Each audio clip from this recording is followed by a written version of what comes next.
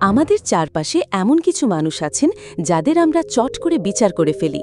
তাদের বাহ্যিক রূপ দেখে, তাদের কাজের ধরন দেখে আমরা একটা সিদ্ধান্তে পৌঁছে যাই।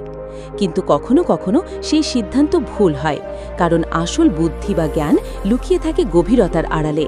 ঠিক যেমন একটা ছোট্ট বীজ থেকে একদিন বিশাল মহীরুহ জন্মায়, তেমনি ধৈর্যের বীজ থেকেও জন্ম নিতে পারে অভাবনীয় সাফল্য। আজকের গল্প সেই ধৈর্যেরই এক অসাধারণ দৃষ্টান্ত। এক সময় এক ছোট্ট গ্রামে ছিল এক বৃদ্ধ কৃষক। গ্রামের সবাই তাকে ভোলা কৃষক বলতো, কারণ সে নাকি অদ্ভুত সব কাজ করত।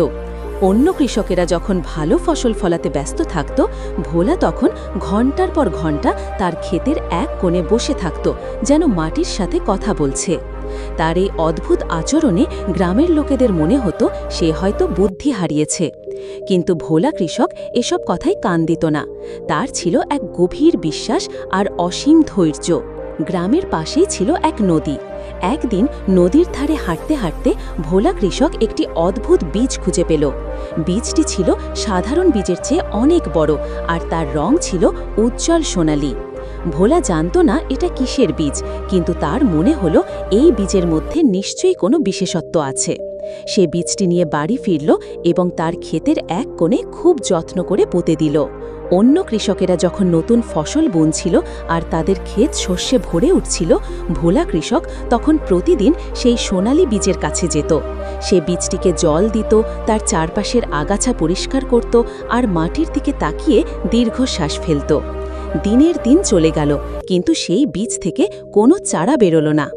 গ্রামের লোকেরা হাসাহাসি করত, ভোলা বুড়ো পাগল হয়ে গেছে, একটা মরা বীজের পেছনে খাটছে। কেউ কেউ তাকে টিটকারি দিয়ে বলতো, কিরে ভোলা, তোর জাদুর গাছ কবে ফল দেবে? ভোলা কৃষক এসব কথায় দুঃখ পেত না।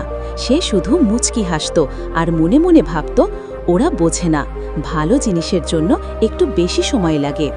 সে প্রতিদিন সকালে তার খেতে যেত, বীজের কাছে বসত আর মনে মনে প্রার্থনা করত। শীত গেল, বসন্ত এলো, বর্ষা পার হয়ে শরৎ এলো। 1 বছর, 2 বছর, 3 বছর, দেখতে দেখতে 5টা বছর কেটে গেল। এখনও সেই সোনালি বীজ থেকে কোনো চারা বেরোয়নি। গ্রামের লোকেরা নিশ্চিত হয়ে গেল যে ভোলা সত্যিই নির্বোধ। তার ছেলে মেয়েরাও তাকে বোঝানোর চেষ্টা করত, বাবা, আর কতদিন এই শুকনো বীজের পেছনে নষ্ট করবে, চলো অন্য কিছু করি। কিন্তু ভোলা তার বিশ্বাসে অটল ছিল। সে জানত কিছু মূল্যবান জিনিসের জন্য অপেক্ষা করতে হয়। একদিন 6ষ্ঠ বছরের শুরুতে যখন সবাই ভোলাকে নিয়ে সব আশা ছেড়ে দিয়েছে, তখন হঠাৎ ঘটে গেল এক অলৌকিক ঘটনা। সেই সোনালি বীজ থেকে একটি ছোট্ট সবুজ চারা উকি দিল। গ্রামের সবাই অবাক, এতদিন পর। কিন্তু তাদের অবাক হবার পালা কেবল শুরু হলো। সেই চারাটি বাড়তে শুরু করল অবিশ্বাস্য দ্রুতগতিতে। 1 সপ্তাহের মধ্যেই তা একটি ছোট গাছে পরিণত হলো। 1 মাসের মধ্যে একটি বিশাল মহীরুহে। গাছটির পাতাগুলো ছিল রূপালি, আর তাতে ধরেছিল সোনালি ফল। ফলের ঝলকে পুরো গ্রাম আলোকিত হয়ে উঠল।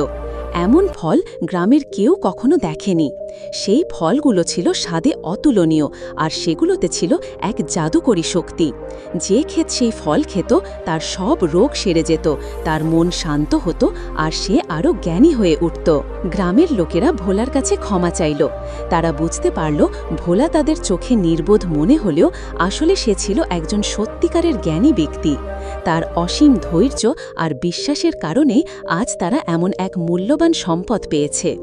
ভোলা কৃষক হাসি মুখে সবার দিকে তাকালো আর বলল, ধৈর্য হলো সেই গুণ যা একটি ছোট বীজকে বিশাল মহীরুহে পরিণত করতে পারে।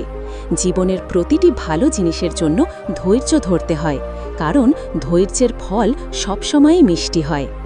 এই গল্প আমাদের শেখায় যে কেউ যখন কোনো ব্যতিক্রমী কাজ করে, তখন তাকে হুট করে বিচার করা উচিত নয়। আপাত দৃষ্টিতে যা নির্বুদ্ধিতা মনে হয়, তার পেছনে থাকতে পারে গভীর প্রজ্ঞা আর অসীম ধৈর্য। এই ধৈর্যই একদিন অসাধারণ সাফল্যের পথ খুলে দেয়। তাই অন্যের কথায় কান না দিয়ে নিজের লক্ষ্যে অবিচল থাকতে পারাটাই আসল বুদ্ধিমত্তা। মনে রাখবেন, ভালো জিনিসের জন্য অপেক্ষা করাটা সবসময় সার্থক। গল্পটি আপনার কেমন লাগলো কমেন্টে জানাতে ভুলো না কিন্তু। আর এরকম নিত্য নতুন গল্প শোনার জন্য আমাদের চ্যানেলটি সাবস্ক্রাইব করে পাশে থাকবেন। দেখা হচ্ছে নেক্সট কোনো গল্পতে। ধন্যবাদ। ভালো থাকবেন, সুস্থ থাকবেন।